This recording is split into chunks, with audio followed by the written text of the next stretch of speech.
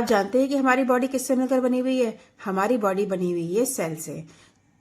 जब बहुत सारे छोटे छोटे सेल एक साथ मिला दिए जाएं तो हमारी बॉडी बन जाएगी। दैट मीन्स कि हमारी बॉडी का निर्माण हो जाएगा, स्ट्रक्चर बन जाएगा।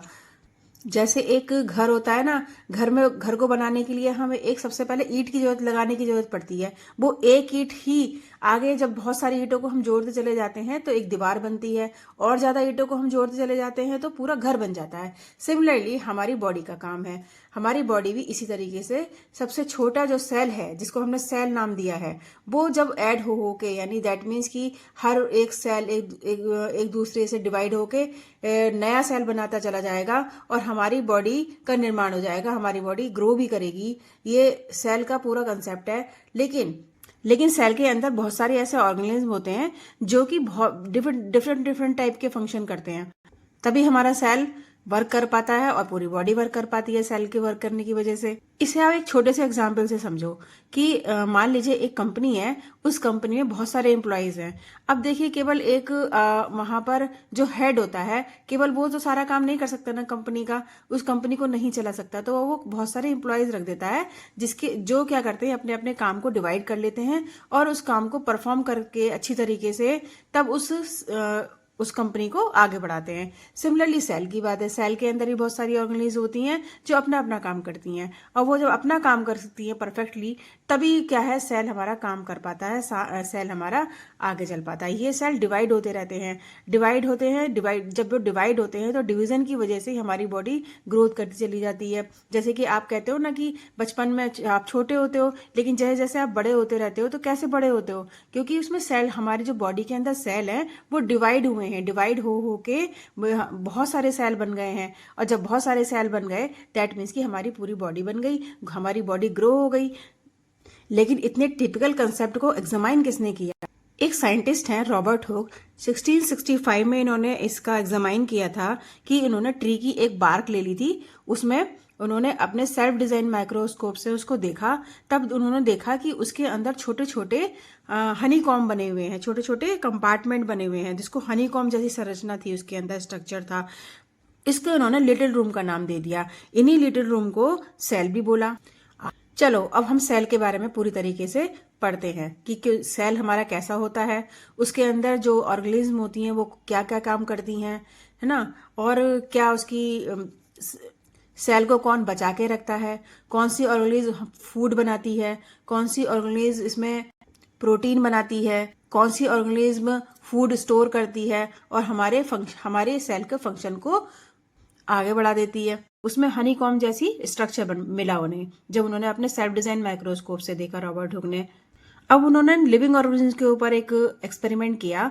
उन्होंने क्या किया, एक अनियन लिया और अनियन में बीच में अंदर की तरफ एक पतली सी स्लाइस होती है, उसको निकाला और स्लाइड पर रख दिया। उस स्लाइस के ऊपर उन्होंने सैफ्रनिन सोल्यूशन डाला। वो क्यों डाला उन्होंने? क्योंकि अभी क्या है, उन्हें ये दिखाई नहीं देता कि उसका स्ट्रक्चर किस टाइप का है, लेकिन जैसे ही हम उसके ऊपर सोल्यूशन डालते हैं सैफ्रनिन, तो जो उसका सैफ्रनिन का कलर होता है वो उस पूरे डिजाइन पर फैल जाता है। यानी कि जो अनियन है, अनियन की जो बल्ब लिया है आपने, उसके ऊपर पूरी तरीके से फैल जाता है और हमें वो स्ट्रक्चर दिखाई देने लग जाता है। वो स्ट्रक्चर किस तरीके का बनता है हमें दिखाई देता है माइक्रोस्कोप में। और जो ये माइक्रोस्कोप होता है, कंपाउंड माइक्रोस्कोप होता है, जो बेटर होता है पहले वो उनके सेल्फ डिजाइन माइक्रोस्कोप से। अब इन्होंने जब इसका ऑब्जर्व किया, इसके डिजाइन का कि कैसा डिजाइन बना, तो देखिए यहाँ पर कैसा बना, तो कुछ इस टाइप का डिजाइन उन्हें दिखाई दिया अनियन बल्ब के अंदर। ये केवल एक अनियन बल्ब की बात है, लेकिन जितने भी लिविंग ऑर्गेनिज्म हैं उन सभी में ये ऐसा ही स्ट्रक्चर दिखाई देता है। अब आप यहाँ देख रहे हो कि यहाँ पर भी बहुत सारे कंपार्टमेंट बने हुए हैं और बीच में आप देख रहे हो एक छोटा सा कि क्या है, न्यूक्लियस। ये बीच में जो है वो न्यूक्लियस है और ये जो कंपार्टमेंट बने हुए हैं इनका उन्होंने सेल नाम दे दिया। अब आप देखिए आगे। तो सेल को सबसे पहले डिस्कवर किया था रॉबर्ट हुक ने 1665 में। इन्होंने कॉर्क स्लाइस की हेल्प से उसको डिस्कवर किया था। उन्होंने देखा था कि उसके अंदर जब उन्होंने माइक्रोस्कोप से, जो कि उनका सेल्फ डिजाइन माइक्रोस्कोप था, उससे उसको ऑब्जर्व किया तो उसके अंदर एक हनी लाइक स्ट्रक्चर दिखाई दिया था में होते हैं। आइए हम अब थोड़ी सी सेल की हिस्ट्री जान लेते हैं। तो एक हमारे साइंटिस्ट थे रॉबर्ट हुक।